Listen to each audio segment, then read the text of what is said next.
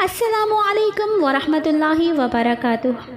خالد نے پیچھے مڑ کر اپنے ساتھیوں کو ہاتھ سے اشارہ کیا اور محمد بن قاسم نے سپاہیوں کو قلعے کا دروازہ کھولنے کا حکم دیا۔ قلعے سے باہر نکل کر خالد سے سوال کیا، تمہاری بہن کہاں ہے؟ خالد نے جواب دیا، وہ میرے ساتھ ہے، لیکن زبیر نہیں آیا، وہ باقی فوج کے ساتھ ہے۔ تمہیں کیسے معلوم ہوا کہ ہم اس قلعہ میں ہیں؟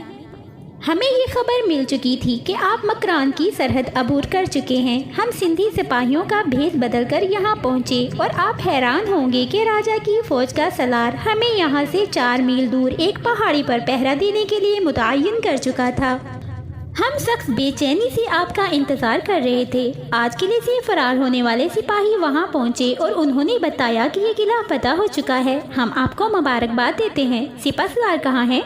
محمد بن قاسم نے مسکراتے ہوئے اپنے ایک ساتھی کی طرف دیکھا اور اس نے جواب دیا، تم سپہ سالار سے باتیں کر رہے ہو۔ تھوڑی دیر بعد خالد کے باقی ساتھی ان کے قریب پہنچ کر گھوڑوں سے نیچے اتر رہے تھے۔ محمد بن قاسم نے ان سب پر ایک سرسری نگاہ ڈالنے کے بعد کہا، لیکن تمہاری بہن کہاں ہے؟ خالد نے مسکرا کر مردانہ لباس میں ایک نقاب پوش کی طرف اشارہ کر دیا۔ محمد بن قاسم نے کہا، خدا کا شکر ہے آپ کی صحت اب ٹھیک ہے۔ ہاں، زبیر باقی فوج کے ساتھ ہے۔ زبیر کا نام سن کر نہید نے اپنے کانوں اور گالوں پر اچانک حرارت محسوس کی اور پیچھے مڑ کر مایا کی طرف دیکھا۔ مایا بھی اس کی طرح مردانہ لباس پہنے ہوئے تھی۔ اس نے آنکھ بچا کر نہید کے بازو پر چٹکی لی اور آہستہ سے کہا، نہید مبارک ہو۔ محمد بن قاسم نے ایک بار پھر خالد کے تمام ساتھیوں کی طرف دیکھا اور ایک سفید ریش کبھی ہیکل آدمی کی طرف مصافحہ کر کے لیے ہاتھ بڑھاتے ہوئے کہا، شاید تم گنگو ہو، میں تمہارا اور تمہارے ساتھیوں کا شکر گزار ہوں۔ گنگو نے محمد بن قاسم کا ہاتھ اپنے ہاتھوں میں لیتے ہوئے خالد کی طرف دیکھا اور خالد نے کہا، گنگو اور اس کے ساتھی مسلمان ہو چکے ہیں اور گنگو نے اپنے لیے سعد کا نام پسند کیا ہے۔ محمد بن قاسم نے الحمدللہ کہہ کر یکے بعد دیگرے سب سے مصافحہ کیا اور ناصر الدین یعنی کہ جیرام کے ساتھ ہاتھ ملاتے وقت اس سے کہا، آپ غالباً ناصر الدین ہیں، آپ نے ہمارے لیے بہت تکلیف اٹھائی، خدا آپ کو جزا دے، اور یہ شاید آپ کی ہمشیرہ ہیں۔ خالد نے کہا، یہ بھی مسلمان ہو چکی ہے، اس کا نام زہرا ہے۔ زہرا نے ناصر الدین کے قریب آ کر دبی زبان میں پوچھا، یہ کون ہے؟ اور ناصر الدین نے اسے خاموش رہنے کا اشارہ کر کے یہ سوال خالد کے کانوں تک پہنچا دیا۔ خالد نے بلند آواز میں کہا، یہ ہمارے سپہ سالار ہیں، سعد یعنی کہ گنگو، اور اس کے ساتھی حیران ہو کر محمد بن قاسم کی طرف دیکھنے لگے۔ دور سے گھوڑوں کی ٹاپ سنائی دی اور فصیل سے ایک پہرے دار نے آواز دی، دشمن کی فوج آ رہی ہے۔ یہ لوگ جلدی سے قلعے میں داخل ہوئے۔ محمد بن قاسم نے فصیل پر چڑھ کر دور تک نگاہ دوڑائی۔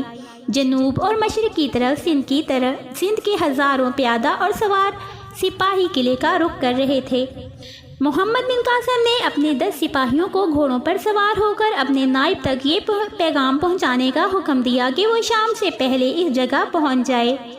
سپاہی گھوڑوں پر سوار ہو گئے تو محمد بن قاسم نے انہیں ہدایت دی کہ وہ مغرب کی طرف سے چکر کاٹ کر حملہ آور لشکر کی زد سے نکل جائیں اور پھر اپنی منزل کا رخ کریں۔ سپاہی گھوڑوں کو سر پر دوڑاتے ہوئے قلعے سے باہر نکل گئے۔ حملہ آور قریب آ چکے تھے۔ محمد بن قاسم نے قلعے کا دروازہ بند کرنے کا حکم دے کر دوبارہ فصیل پر چڑھ کر چکر لگایا اور تیر اندازوں کو ہوشیار رہنے کی تاکید کی۔ فصیل کے ایک کونے پر خالد اور اس کے ساتھی نہایت بےتابی سے حملہ آوروں کی آمد کا انتظار کر رہے تھے۔ ان کے درمیان نہید اور زہرا کو دیکھ کر محمد بن قاسم نے کہا، خالد انہیں نیچے لے جاؤ، یہاں ان کی ضرورت نہیں ہے۔ نہید نے جواب دیا، آپ ہماری فکر نہ کریں، ہم تیر چلانا جانتی ہیں، تمہاری مرضی، لیکن سر ذرا نیچے رکھو۔ محمد بن قاسم یہ کہہ کر آگے بڑھ گیا۔ بھیم سنگھ کے سپاہیوں نے گھوڑوں کو ٹیلوں کے عقب میں چھوڑ کر چاروں طرف سے قلعے کا محاصرہ کر لیا اور چٹانوں اور پتھروں کے مورچے بنا کر قلعے پر تیروں کی بارش کرنے لگے۔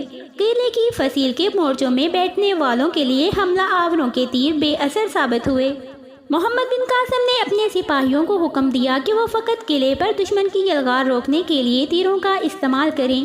भीम सिंह ने अपनी फौज के तीरों का किले से कोई जवाब ना पाकर राजा दाहर की जय का नारा बुलंद किया और चट्टानों और पत्थरों की आड़ में छुपकर तीर चलाने वाले लश्कर ने चारों तरफ से किले पर धावा बोल दिया। जब ही लश्कर किला के मुहाफिजों के तीरों की जद में आ गया तो मोहम्मद बिन कासिम ने नाराए तकबीर बुलंद किया। ये नारा अभी फजा में तहलील ना हुआ था कि किले से तीरों की बारिश होने लगी और भीम सिंह के सिपाही जख्मी हो कर गिरने लगे।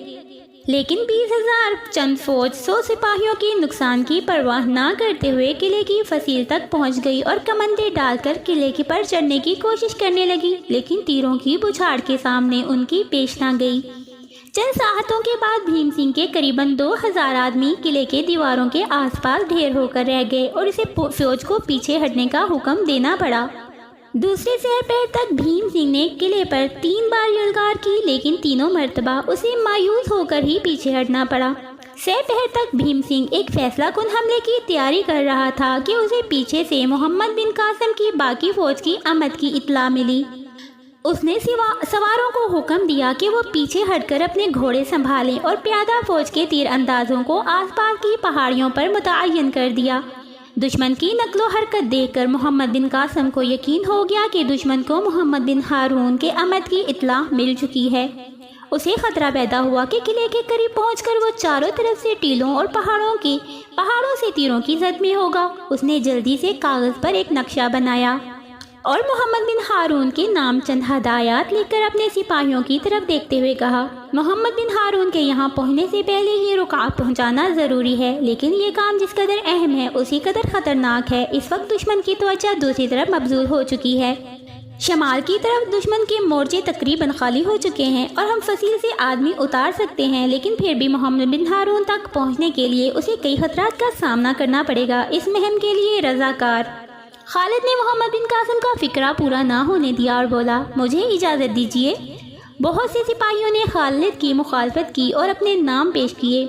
साद ने कहा, मैंने सुना है कि मुसलमान अपने नौ मुस्लिम भाई की ख्वाहिश रद्द नहीं करते। आप मुझे इजाज़त दें, मेरे लिबास से किसी को मुझ पर शक नहीं होगा और मैं इस ज़मीन के चप्पे चप्पे से भी वाकिफ़ हूँ।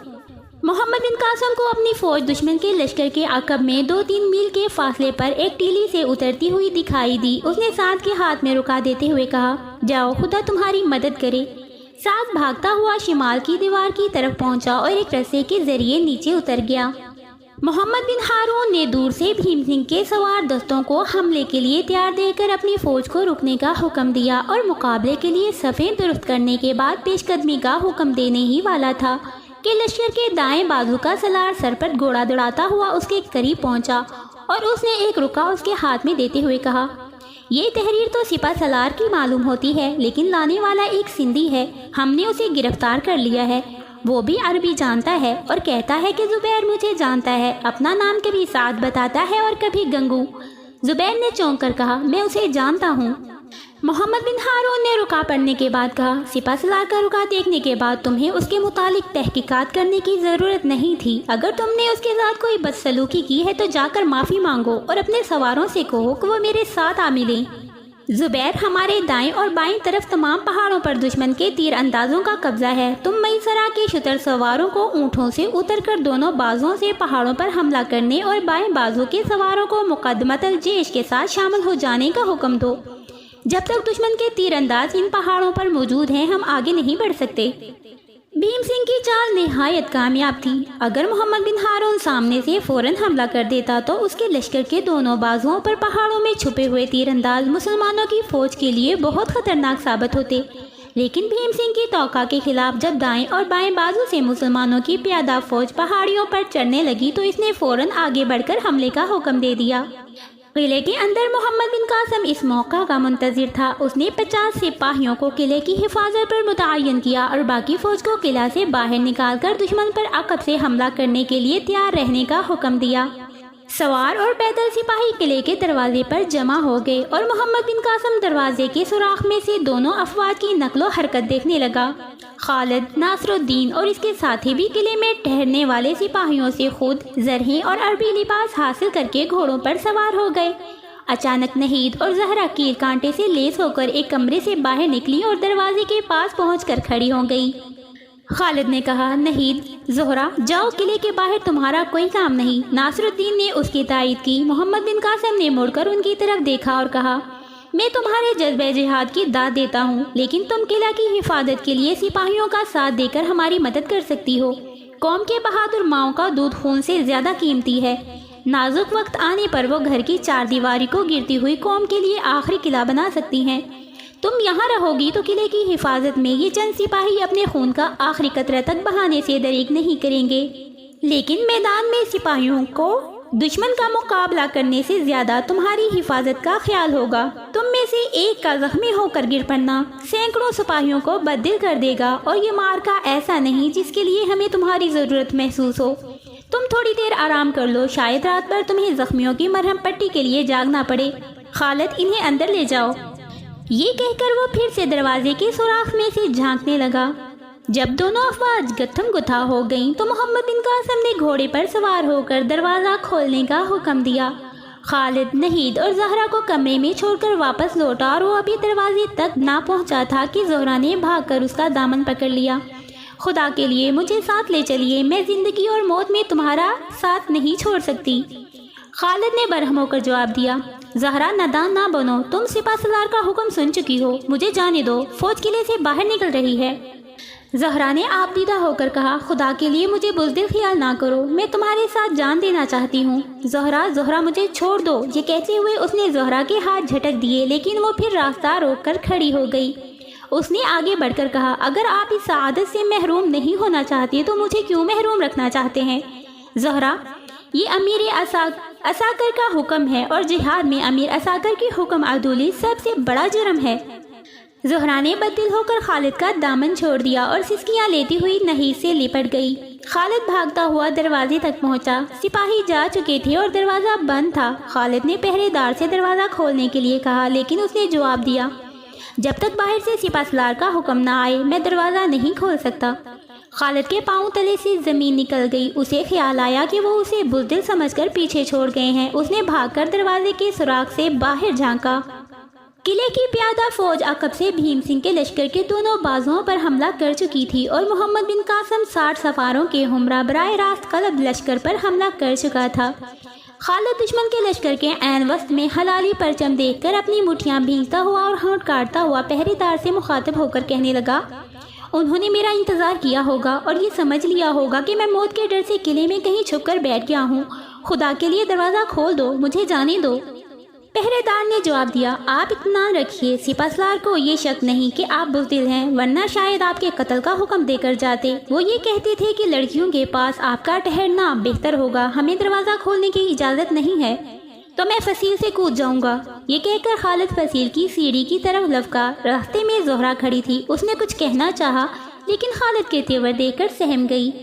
خالد نے اس پر ایک قہر آلود نگاہ ڈالی اور کہا، اب تم خوش ہو نا؟ زہرا نے کہا، مجھے معاف کر دو، میں ایک عورت ہوں، خدا ایک زندہ قوم کو تمہارے جیسی عورتوں سے بچائے۔ خالد یہ کہہ کر بھاگتا ہوا زینے پر چڑھا اور رسا پھینک کر آن کی آن میں فصیل سے نیچے اتر گیا۔ زہرا نے بھاگ کر کمرے سے تلوار اٹھائی۔ نہید نے پوچھا، زہرا کہاں جا رہی ہو؟ زہرا نے جواب دیا، نہید، تمہارا بھائی نے ہمیشہ مجھے غلط سمجھا، اگر میں واپس نہ آ سکوں تو اسے کہنا میں بزدل نہ تھی۔ کاش ہمارا سماج عورت کو اپنے پتی کی چتا پر جلنے کی بجائے کسی مقصد پر قربان ہونا سکھاتا۔ نہید نے کہا، زہرا ٹھہرو، زہرا، لیکن زہرا آندھی کی طرح کمرے میں داخل ہوئی اور بگولے کی طرح باہر نکل گئی۔ نہید اس کے پیچھے بھاگی، لیکن جب تک وہ زینے کے قریب پہنچی وہ فصیل پر چڑھ کر سیڑھیوں رسی کی سیڑھی نیچے پھینک چکی تھی۔ سپاہیوں نے اسے روکنا چاہا، لیکن اس نے کہا، اگر میرا راستہ روکا گیا تو میں فصیل سے کود جاؤں گی۔ سپاہی پریشان ہو کر ایک دوسرے کی طرف دیکھنے لگے اور زہرا نیچے اتر گئی۔ نہید نے فصیل پر پہنچ کر آوازیں دی، زہرا پگلی نہ بنو، واپس آ جاؤ، لیکن زہرا کی ہر آواز کے ساتھ اس کی رفتار تیز ہو گئی۔ نہید نے مایوس ہو کر خود نیچے اترنے کا ارادہ کیا، لیکن ایک عمر رسیدہ سپاہی نے کہا، عورت کا جوش اندھا ہوتا ہے، اگر آپ نے اس کا تعاقب کیا تو وہ بے تحاشا دشمن کی صفوں میں جا پہنچے گی۔ نہید نے مایوس ہو کر ایک سپاہی سے تیر و کمان منگوایا اور فصیل کے ایک مورچے میں بیٹھ گئی۔ ایک گھوڑا اپنے سوار کو میدان میں گر کر ادھر ادھر بھاگ رہا تھا۔ زہرا نے بھاگ کر اس کی لگام پکڑ لی اور اس پر سوار ہو گئی۔ اسے گھوڑے پر دیکھ کر نہید کو قدرے اطمینان ہوا اور وہ اس کی سلامتی کے لیے دعائیں مانگنے لگی۔ مسلمانوں کی فوج پر بھیم سنگھ کی فوج کا پہلا حملہ بہت زوردار تھا اور انہیں ایک تنگ وادی میں چند قدم پیچھے ہٹنا پڑا، لیکن پیادہ فوج آس پاس کی پہاڑیوں پر قبضہ جما کر تیر برسانے لگی تو سندھ کے لشکر کی توجہ دو حصوں میں بٹ گئی۔ اسی موقع پر محمد بن قاسم نے قلعے کا دروازہ کھول کر عقب سے حملہ کر دیا اور چند سواروں کے ہمراہ دشمن کی صفیں درہم برہم کرتا ہوا لشکر کے قلب تک جا پہنچا۔ لشکر کے عین درمیان سبز پرچم دیکھ کر محمد بن ہارون نے اپنے لشکر کو تین اطراف سے عام حملے کا حکم دے دیا۔ زبیر محمد بن قاسم کی اعانت کے لیے 500 سواروں کو لے کر آگے بڑھا اور آن کی آن میں ان کے ساتھ آ ملا۔ بھیم سنگھ کی فوج بدحواس ہو کر قلعے کی طرف ہٹنے لگی۔ وادی میں اڑتی ہوئی گرد نے شام کے دھندلکے کے ساتھ مل کر آمتے شب کئی آثار پیدا کر دیے تھے۔ بھیم سنگھ نے آخری بار اپنی فوج کی ٹوٹی ہوئی صفیں منظم کرنے کی کوشش کی، لیکن زبیر کی تقلید میں محمد بن ہارون کے باقی سپاہی بھی میدان کو صاف کرتے ہوئے محمد بن قاسم کے ساتھ آ ملے۔ بھیم سنگھ کی فوج غیر منظم ہو کر مختلف ٹولیوں میں لڑنے لگی۔ مسلمانوں کے دباؤ سے کئی ٹولیاں پسپا ہو کر قلعے کے قریب پہنچ چکی تھیں اور جب قلعے کے محافظ ان پر تیر برسانے لگے تو وہ بدحواس ہو کر ادھر ادھر بھاگ نکلے۔ خالد تیر اندازوں کی ایک جماعت کے ساتھ ایک ٹیلے سے اترا اور نعرہ تکبیر بلند کرتے ہوئے دشمن کی ایک ٹولی پر ٹوٹ پڑا۔ بدحواس سپاہی ایک طرف ہٹ گئے اور خالد ان کے تعاقب میں اپنے ساتھیوں سے علیحدہ ہو گیا۔ دشمن کے سپاہیوں نے موقع پا کر اسے چاروں طرف سے گھیر لیا۔ اچانک ایک سوار گھوڑا دوڑاتا ہوا آیا اور اس نے اللہ اکبر کہہ کر اس ٹولی پر حملہ کر دیا۔ خالد اس کی آواز پہچان کر چونکا، یہ زہرا تھی۔ زہرا کی تلوار یکے بعد دیگرے دو سپاہیوں کے سروں پر چمکی اور دونوں گر کر خاک میں لوٹنے لگے۔ ایک سپاہی نے آگے بڑھ کر زہرا پر وار کیا۔ زہرا کا گھوڑا اچانک بتکا اور تلوار اس کی اگلی ٹانگ پر لگی۔ گھوڑے نے چند چھلانگیں لگائیں اور ڈگمگاتا ہوا گر پڑا۔ مسلمانوں کے دستوں کو قریب آتا دیکھ کر بھیم سنگھ کے سپاہیوں نے میدان کا یہ حصہ بھی خالی کر دیا۔ خالد بھاگتا ہوا زہرا کے پاس پہنچا۔ وہ گھوڑے کے قریب منہ کے بل پڑی ہوئی تھی۔ قریب پہنچ کر خالد کے ہاتھ پاؤں پھول گئے۔ اس کے منہ سے بیک وقت سسکیاں، آہیں اور دعائیں نکلیں۔ وہ رکا، جھجکا، کپکپایا اور پھر بھاگ کر زہرا کو اٹھانے لگا۔ معانے سے زہرا کی پیٹھ پر خون کے نشانات اور ذرہ میں 2 تیر اٹکے ہوئے نظر آئے اور زندگی کی تمام حسیات سمیٹ کر اس کی آنکھوں میں آ گئیں۔ اس نے یکے بعد دیگرے دونوں تیر نکال کر پھینک دیے۔ زہرا نے ایک جھرجھری لینے کے بعد آنکھیں کھولی اور اٹھ کر بیٹھ گئی۔ خالد نے چاند کی ہلکی اور پھیکی روشنی میں اس کا زرد چہرہ دیکھ کر کہا، تمہیں تکلیف تو نہیں؟ اس کے ہونٹوں پر فاتحانہ مسکراہٹ کھیل رہی تھی۔ اس نے کہا، نہیں، میں نے ان تیروں کو محسوس ہی نہیں کیا۔ گھوڑے سے گرنے کے بعد میرا سر چکرایا گیا تھا۔ میں بالکل ٹھیک ہوں۔ میدان کا کیا حال ہے؟ میدان خالی ہو چکا ہے۔ خدا نے ہمیں فتح دی ہے، لیکن نہید کہاں ہے؟ وہ قلعہ میں ہے۔ میں آپ سے ایک بات پوچھنا چاہتی ہوں۔ وہ کیا؟ آپ مجھ سے خفا تو نہیں؟ اوہ زہرا، مجھے نادم نہ کرو۔ مجھے اپنی سخت کلامی کا بہت افسوس ہے۔ وہ بولی، نہیں، میں غلطی پر تھی۔ مجھے ڈر تھا کہ آپ شاید واپس نہ آئیں، لیکن آج میں دیکھ چکی ہوں کہ انسان اپنی موت کے معین وقت سے پہلے نہیں مرتا۔ میں تیروں کی بارش میں سے گزر کر میدان تک پہنچی، لیکن میں نے محسوس کیا کہ قدرت کا زبردست ہاتھ میری حفاظت کر رہا ہے۔ مسلمانوں کی فوج فتح کے نعرے لگاتی ہوئی قلعے کے دروازے کے سامنے جمع ہو رہی تھی۔ خالد نے کہا، چلو زہرا، نہید بہت پریشان ہوگی۔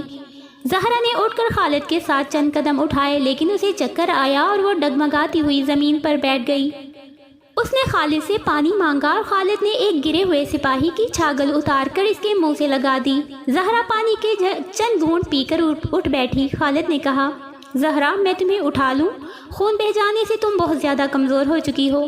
زہرا نے کہا، نہیں، مجھے پیاس کی وجہ سے چکر آ گیا تھا۔ مجھے فقط آپ کے سہارے کی ضرورت ہے۔ خالد نے اسے اپنے بازو کا سہارا دیا اور آہستہ آہستہ اس کے ساتھ چلنے لگی۔ چند قدم چلنے کے بعد اسے ناصر الدین کی آواز سنائی دی، زہرا، اور اس نے خالد سے کہا، بھائی مجھے تلاش کر رہا ہے، اسے آواز دو۔ خالد نے بلند آواز میں کہا، زہرا میرے پاس ہے، اس طرف۔ ناصر الدین، زبیر اور نہید تیزی سے چلتے ہوئے ان کے قریب پہنچے۔ نہید نے بھاگ کر زہرا کو گلے لگاتے ہوئے کہا، زہرا، زہرا میری بہن تم کیسی ہو؟ اس نے جواب دیا میں بالکل ٹھیک ہوں، لیکن نہید نے اپنی انگلیوں پر نمی محسوس کرتے ہوئے اس کی پیٹھ پر ہاتھ پھیرا اور چونک کر کہا زہرا تم زخمی ہو؟ بھائی ناصر الدین اسے قلعے کے اندر لے چلو۔ ناصر الدین نے آگے بڑھ کر زہرا کو اٹھانے کی کوشش کی، لیکن اس نے کہا بھیا میں بالکل ٹھیک ہوں، میں چل سکتی ہوں۔ اور یہ کون ہے؟ بھیا زبیر، مجھے معاف کرنا، میں پہچان نہ سکی۔ زبیر نے کہا ننی بہن تم اپنے بھائیوں کو بہت پریشان کرتی ہو، اب چلو ہمیں تمہاری مرہم پٹی کرنی چاہیے۔ چند قدم چلنے کے بعد انہیں سعد نظر آیا، وہ جھک جھک کر میدان میں پڑی ہوئی لاشیں دیکھ رہا تھا۔ خالد نے اسے آواز دی چاچا کسے ڈھونڈ رہے ہو؟ ہم اس طرف ہیں۔ وہ بھاگتا ہوا ان کے قریب آیا اور بے قرار ہو کر پوچھا میرے بیٹے، میری بیٹی تم کہاں تھے؟ خالد نے ہنستے ہوئے جواب دیا ہم آپ کو تلاش کر رہے تھے۔ تم مجھے تلاش کر رہے تھے؟ چور کہیں کے! نہید سے پوچھو میں کس قدر پریشان تھا۔ نہید نے کہا یہ تمہارے لیے بہت پریشان تھے، ہم نے میدان کا صرف ایک چکر لگایا اور یہ شاید 3-4 چکر لگا چکے ہیں۔ سعد نے کہا صرف اسی میدان میں نہیں، میں تو آس پاس کے تمام پہاڑیوں پر بھی خوار ہو کر آیا ہوں، تم نے آواز نہ دی ہوتی تو میرا تو گلا بھی بیٹھ گیا تھا۔ خالد نے کہا میں نے آپ کی آواز نہیں سنی ورنہ میں ضرور جواب دیتا۔ سعد نے کہا ان زخمیوں کی چیخو پکار میں کسی کی آواز سنائی بھی کب دیتی۔ یہ لوگ باتیں کرتے کرتے قلعے کے دروازے کے قریب پہنچے تو نہید آہستہ سعد کے کان میں کچھ کہا اور وہ چند بار سر ہلانے کے بعد ناصر الدین سے مخاطب ہوا میں علیحدگی میں آپ کے ساتھ ایک بات کرنا چاہتا ہوں۔ ناصر الدین نے اس کے ساتھ چند قدم چلنے کے بعد رک کر کہا کہیے کیا ارشاد ہے؟ سعد نے آس پاس جمع ہونے والے سپاہیوں کی طرف دیکھتے ہوئے جواب دیا یہاں نہیں، یہاں بہت سے لوگ ہیں۔ ناصر الدین نے کہا بہت اچھا، جہاں چاہو لے چلو۔ قلعے کے دروازے سے کوئی 500 قدم دور جا کر سعد نے ایک پتھر پر بیٹھتے ہوئے کہا آپ بھی بیٹھ جائیں۔ ناصر الدین اس کے سامنے دوسرے پتھر پر بیٹھ گیا۔ سعد نے کہا پہلے آپ یہ وعدہ کریں کہ آپ میری بات سن کر میرا سر پھوڑنے کے لیے تیار نہیں ہو جائیں گے۔ ناصر الدین نے جواب دیا اگر کوئی سر پھوڑنے والی بات ہوتی تو میں ضرور پھوڑوں گا۔ سعد نے کچھ دیر سوچنے کے بعد کہا بات تو ایسی کوئی نہیں، لیکن پرائے ہاتھوں کا کیا اعتبار؟ اچھا میں کہہ دیتا ہوں، بات یہ ہے کہ مایا نہیں مایا نہیں، زہرا آپ کی بہن ہے اور میرے لیے وہ بھی بیٹی سے کم نہیں۔ خالد بھی مجھے بہت عزیز ہے، بالکل اپنے بیٹے کی طرح، اور اس سے آگے میری سمجھ میں نہیں آتا کہ میں کیا کہوں۔ مجھے ڈر ہے کہ آپ خفا ہو جائیں گے۔ ناصر الدین نے کہا میں سمجھ گیا، تم یہ کہنا چاہتے ہو کہ خالد اور زہرا کی شادی کر دی جائے؟ ہاں خدا تمہارا بھلا کرے، میں یہی کہنا چاہتا تھا، بس اسی بات کے لیے مجھے یہاں گھسیٹ کر لائے ہو۔ سعد نے جواب دیا مجھے یہ خیال تھا کہ اگر آپ بگڑ کر میری داڑھی نوچنے پر آمادہ ہو جائیں تو دوسرے ہمارا تماشا نہ دیکھیں۔ ناصر الدین نے جواب دیا میں حیران ہوں کہ آپ نے مجھے اس قدر برا خیال کیا۔ مجھے گنگو سے نفرت تھی، لیکن سعد کے لیے میرے دل میں وہی عزت ہے جو ایک راجپوت کے دل میں اپنے باپ کے لیے ہونی چاہیے۔ آپ جس وقت چاہیں ان سے شادی کرا سکتے ہیں۔ سعد نے کہا میں تو چاہتا ہوں کہ ابھی ہو جائے، لیکن زہرا زخمی ہے۔ سعد نے چونک کر سوال کیا زہرا زخمی ہے؟ مجھے کسی نے کیوں نہیں بتایا؟ چلو چلیں۔ ناصر الدین نے اسے تسلی دیتے ہوئے کہا گھبرانے کی کوئی بات نہیں، اس کے زخم معمولی ہیں۔